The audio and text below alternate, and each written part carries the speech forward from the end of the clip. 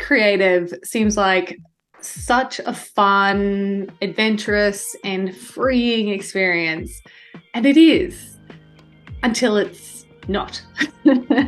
When you have to be creative on demand, day after day, you can experience burnout. So, how do you tackle this? And how do you get your zest back? Hi, my name is Abby Gatling, and welcome to Creativity Uncovered.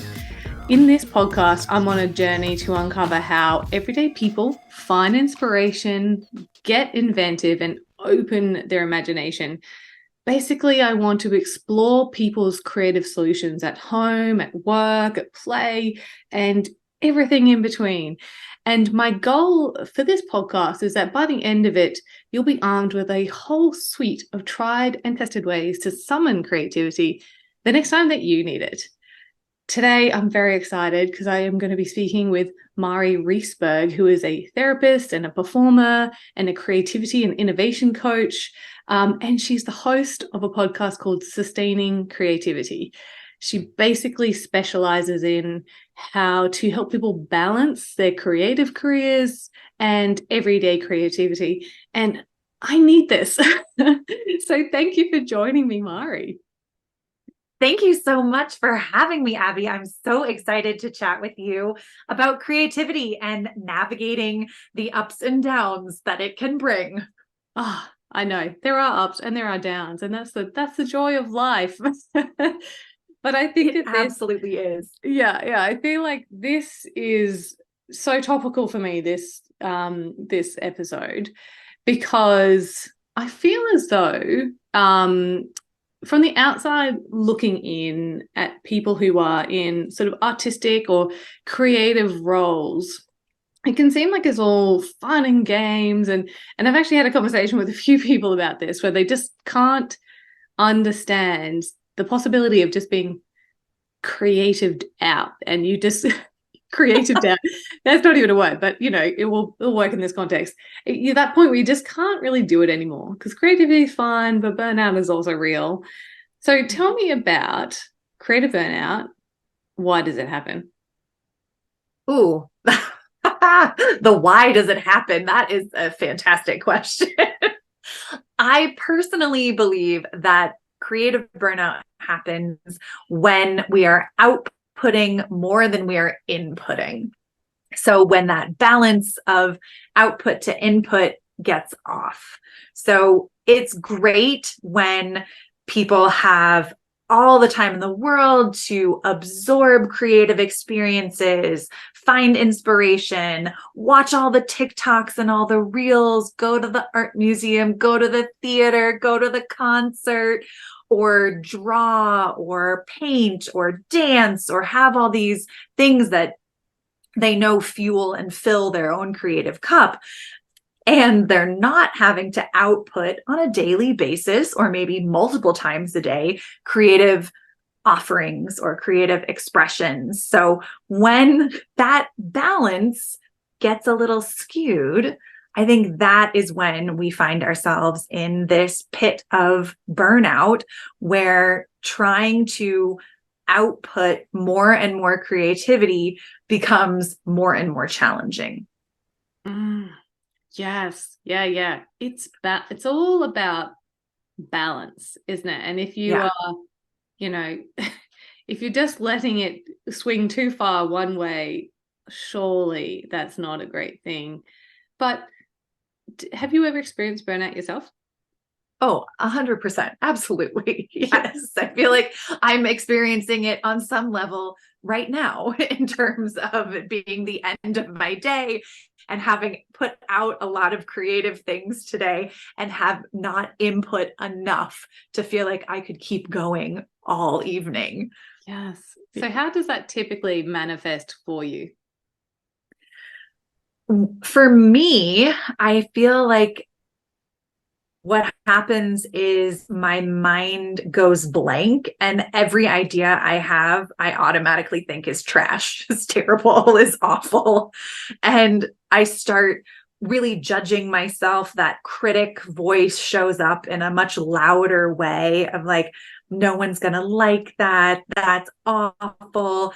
And I it's in those moments where I also realize I've started to do creativity for the response of someone else and not for my pure enjoyment of it.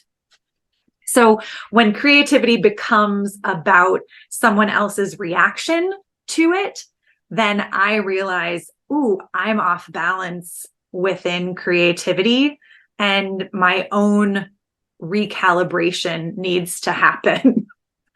Yes. But how do you do that? I mean, this is something that you help people with. And Yeah. but how do you do it when a lot of us are trading our creativity for money? So you are essentially doing it Right. for someone else. So how Yeah. how can you kind of come to terms with that? Oh, there are so many ways, but the first thing I really look at with clients is safety. And that may sound like a bit of an odd divergent from creativity, but if we don't feel safe in our environment, with our time, in our mind, in our space, it's really hard to keep putting ourselves out there in a creative fashion, or putting our ideas out there, or sharing some creative moment that we're having with other people. So oftentimes emotions of fear can come up, that worry, I don't know enough, that kind of imposter syndrome. So I really focus on creating a sense of safety. So in your physical space, what are the items that bring you comfort, help you feel more peaceful, more calm, soothe a nervous system, or soothe your senses? So I think about the things you can see, touch, taste, smell, and hear. And for anyone who's watching this, if it is a video, I have some things on my desk that just remind me, a little rock that says love on it.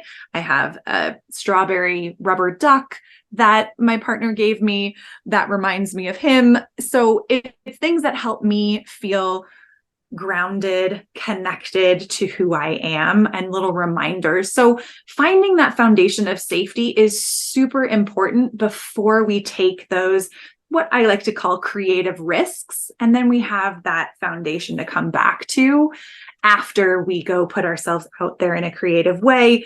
We have that safety space to return to. Oh, So yeah. that's kind of the beginning of it. And while creativity and safety may not sound like they go together, they absolutely do.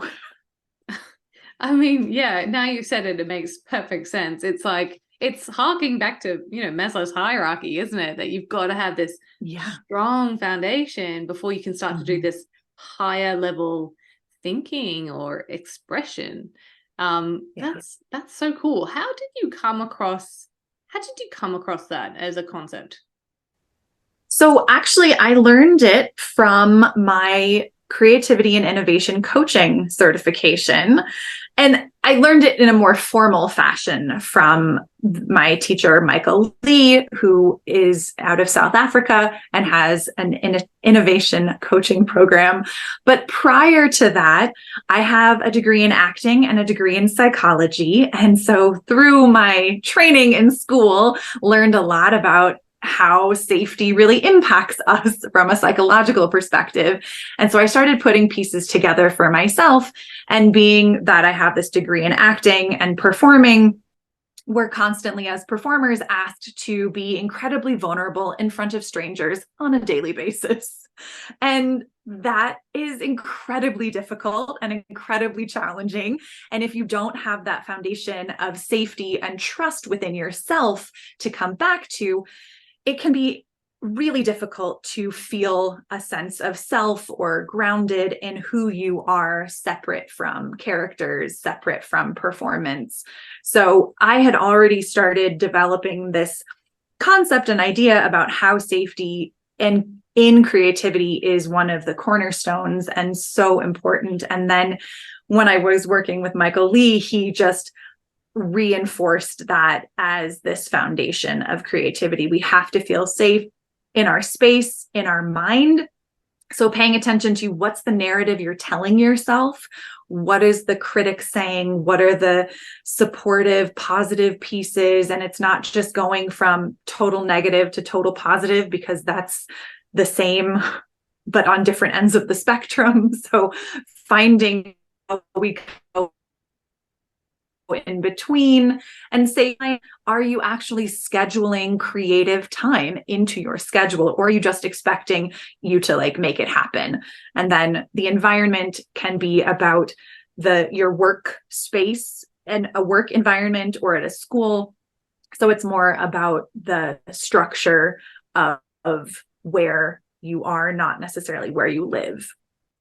Oh yeah, okay. So multi layers to it, that Yes. you physically, your environment, and your mind. I think being able to control your mind is so important in so much of this, because you know, there's that self-criticism, but then there's also a lot of the time when you're doing something artistic or creative, it's a physical expression of something, and people want to critique and they want to give you feedback. Yeah.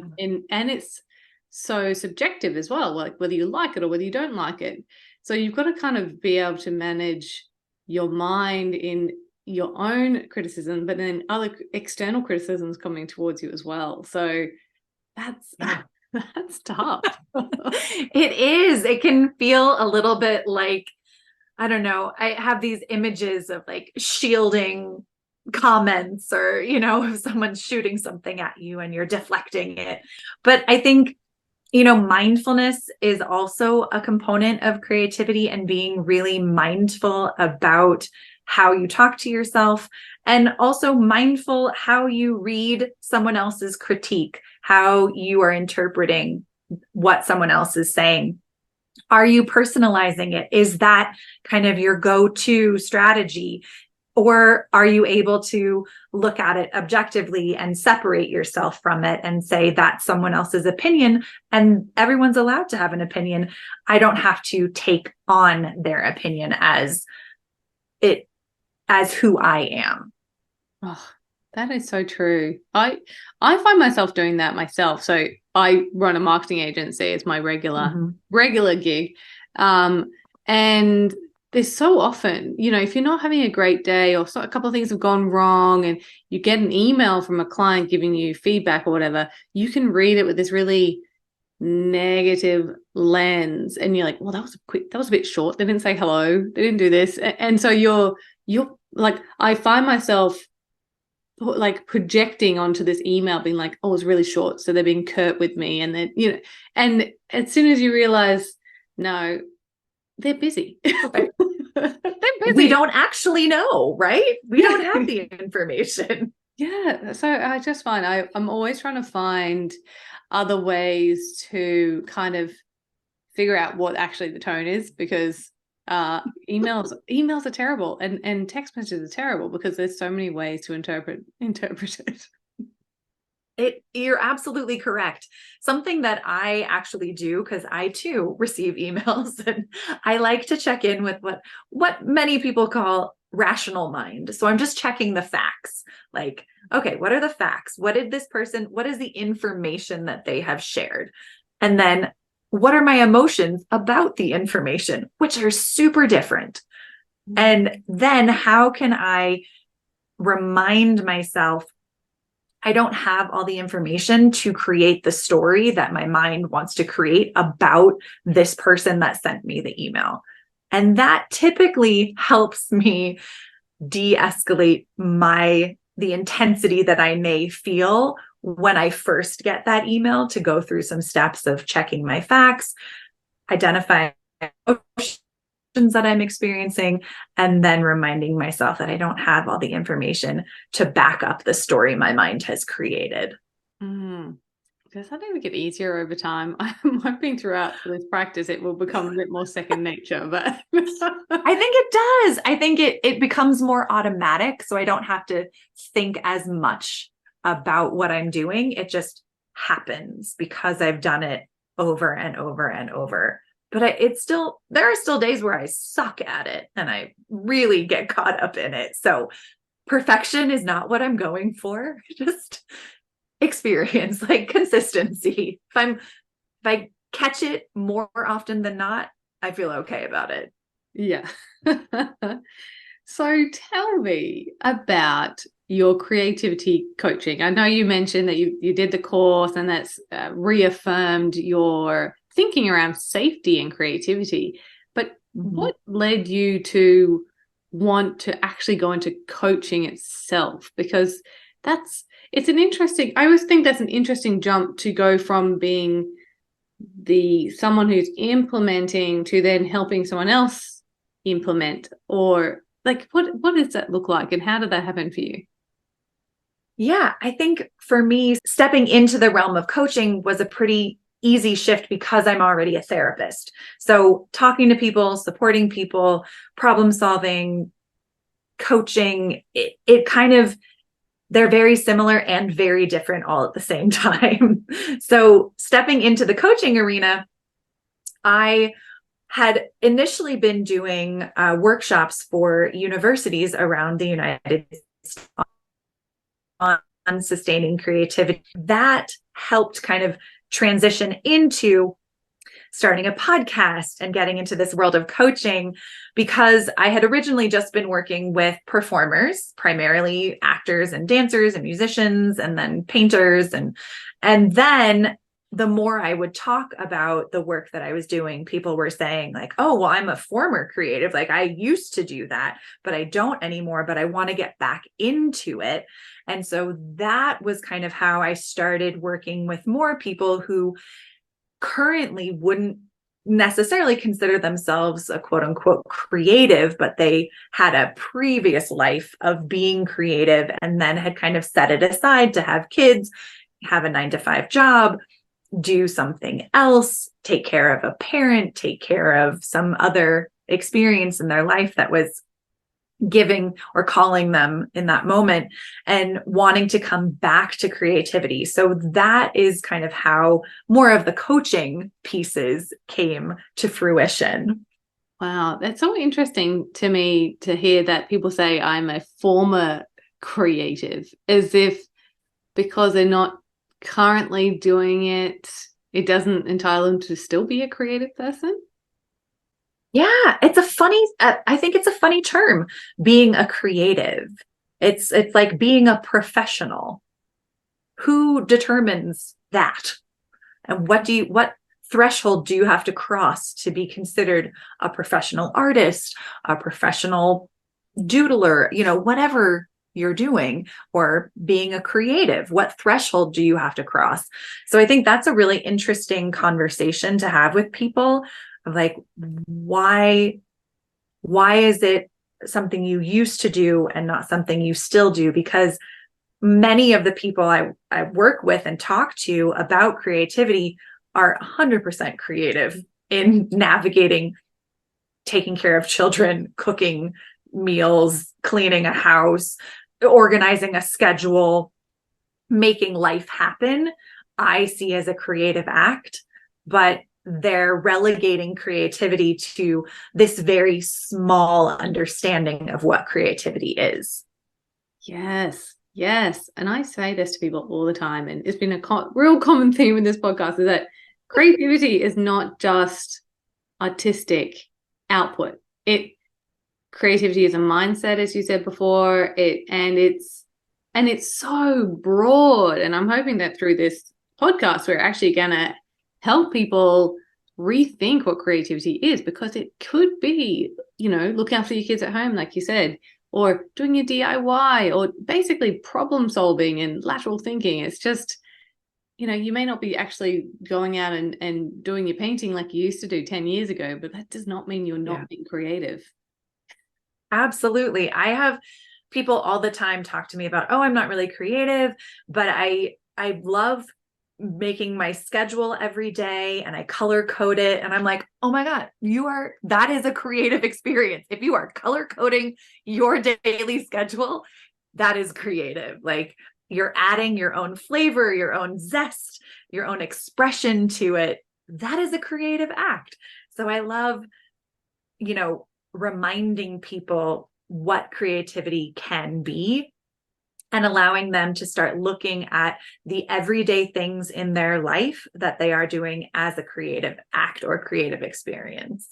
Yeah. How do we stop that? I'm so guilty of this myself, but how do we stop that comparison against others where you're like, oh, I'm not an artist because that person is better than me at painting? Why do we do that? And how can we kind of stop that a little bit? That's a great question. I don't know that I have the answer of like how to stop it, but I think it's a process. Part of it is being really mindful and catching yourself when you fall into that pattern of comparing yourself. The quote that I'm always reminded of is, comparison is the thief of joy. So when I start comparing myself to someone, I'm like, ooh, I am giving away because it makes me so much. And when I start comparing myself to someone else, it's an active giving away what brings me joy. So those two things, being really mindful and then reminding myself, ooh, I'm making a choice here.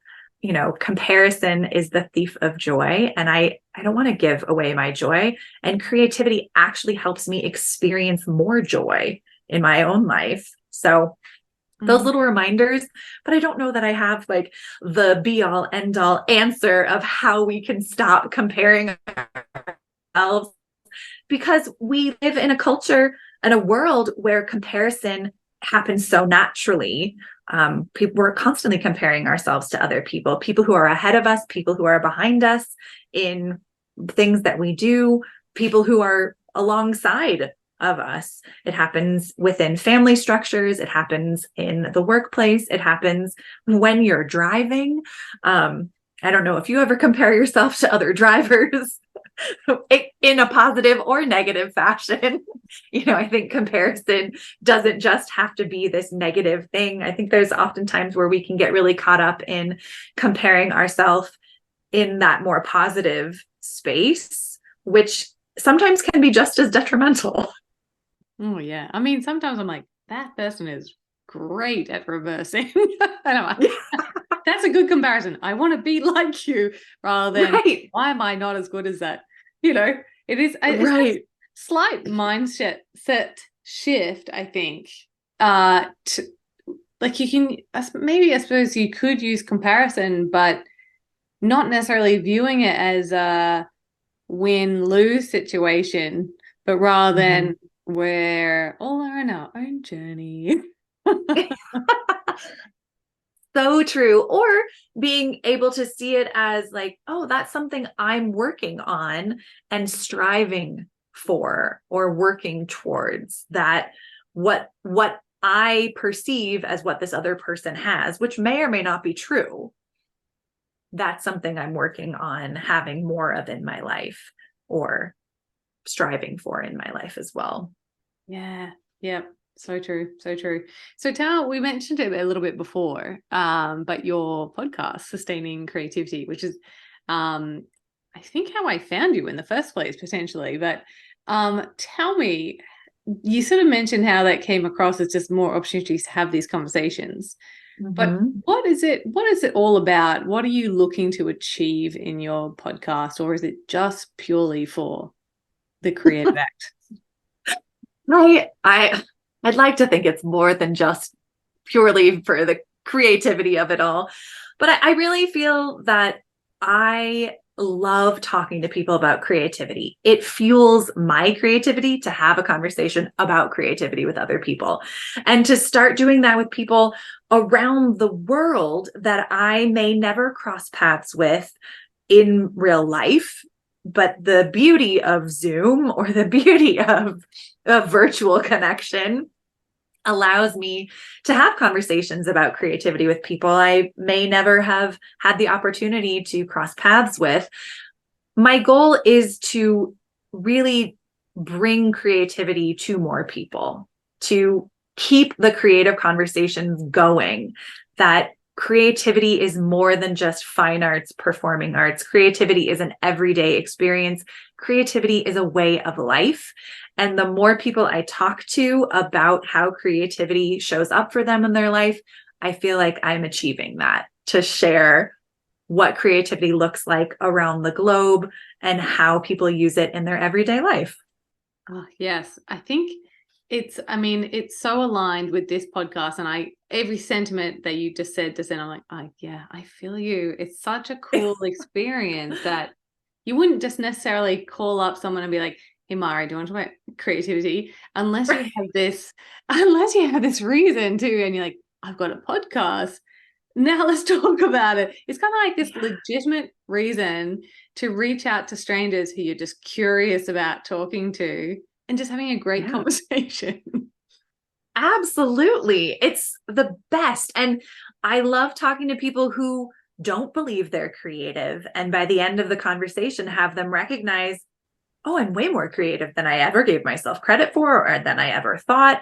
Or listeners sharing, I would never have thought that a lawyer could have a creative experience, and really getting tickled that it opened their eyes to a new way of looking at a career path or a job, or how creativity can show up in literally anything we do. Do you find, because you work currently as a therapist, that's your regular 9 to 5, right? Do you find ways to be creative in that aspect of your life?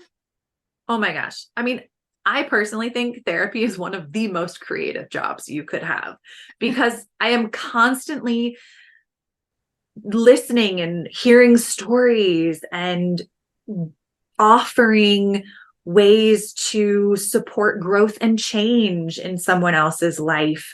I'm a little detective. I'm putting pieces together. I'm connecting dots all the time for clients. So I truly see my role as a therapist as a incredibly creative job, which I love doing. And it brings me so much joy to support people in the growth and change they are looking for in their life. And I think that is also a really creative experience, because that's kind of the goal of life, like growth and change, that we were constantly moving forward in our lives and in new and unique and different ways. No two clients are the same.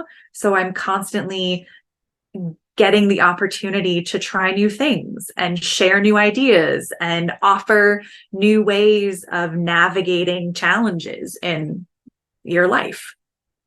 That's really cool. And do you ever get to get your clients involved in creative acts as part of their therapy? Oh, yes, I absolutely do. I have been known to assign homework that is very unique and different to clients. I think years ago, I invited a client to build a hula hoop and teach themselves how to hula hoop. And just kind of unique, different experiences to shake up the stagnation in life, or to try something new and get outside the comfort zone of sameness. And so I'm constantly inviting clients to try things in new ways, or practice something that they are challenged by, so they find more comfort in it. So I think the world of creativity is very accessible in therapy and in the things that I invite my clients to do. It's a cool blending of your two sets of experiences and your two sets of interests. My question for you is, how do you balance that? How do you balance the regular job, the coaching, the podcast? Because I feel like that could easily get out of balance really, really quickly. You are correct. It very easily get out of balance. So I have to be very organized and very scheduled and planned in terms of, I see clients on these days, I do podcasts on this evening and this day. And pretty much after 8 p.m., I'm the the glass slippers have come off and I am turned into a pumpkin, and I have to go about the rest of my evening in my own personal life.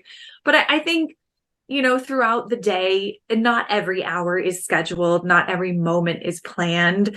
So giving myself the freedom to go outside and go for a walk, or do some exercise that I find enjoyable, or sit and listen to music, or read a book, or doodle on something. Sometimes I have to sit on hold waiting to talk to someone, and I'll doodle or draw or, paint something, or just look at pictures of things that inspire me or that feel joyful or help me feel more connected, or pet my cat.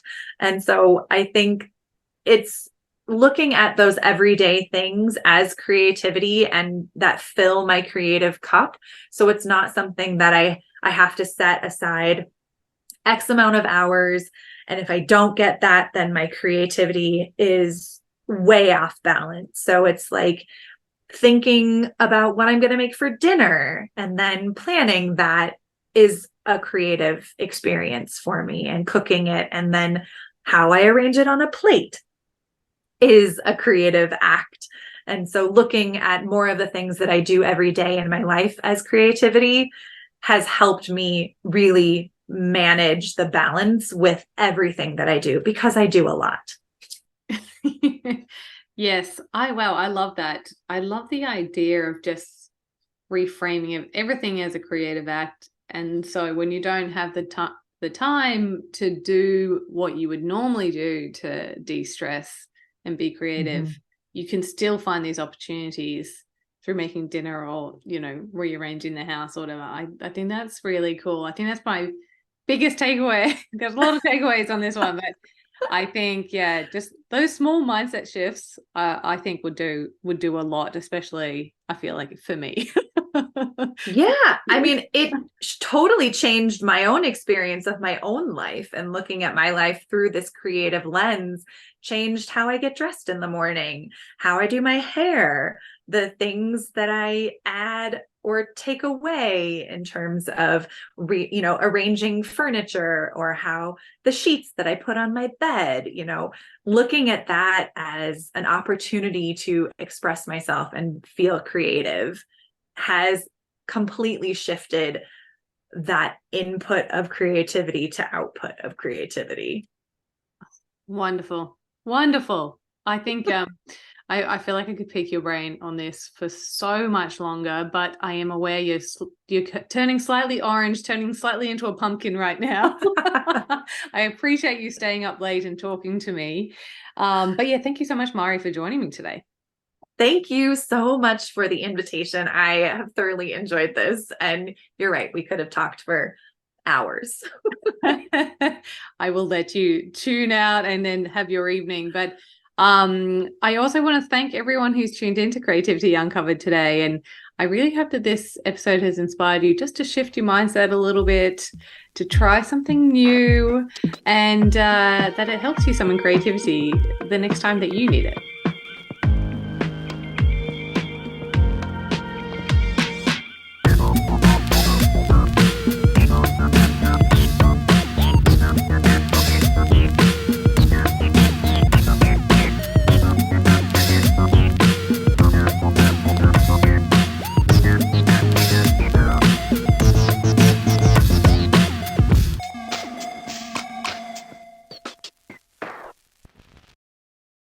If you've made it this far, a huge thank you for your support and tuning into today's episode.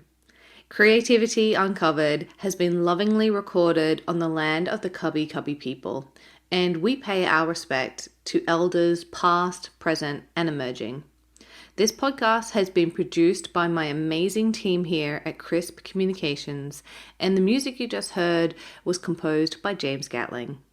If you liked this episode, please do share it around and help us on our mission to unlock more creativity in this world. You can also hit subscribe so you don't miss out on any new episode releases.